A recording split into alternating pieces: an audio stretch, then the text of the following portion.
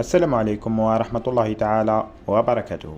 أعزائي المشاهدين، قبل أن نعرض عليكم هدف رياض محرز لا تنسوا الاشتراك في القناة والإعجاب بالفيديو ليصلكم كل ما هو جديد.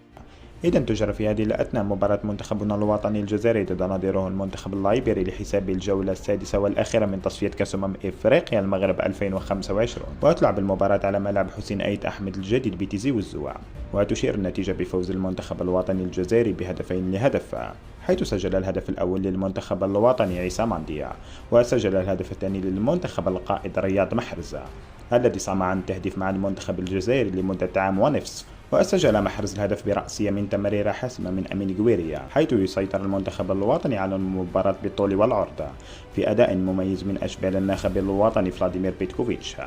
ويذكر أعزائي المشاهدين أن منتخبنا الوطني قد تأهل رسميا في هذه المجموعة مع غينيا الاستوائية، حيث يتصدر المنتخب الوطني لحد الساعة المجموعة ب16 نقطة.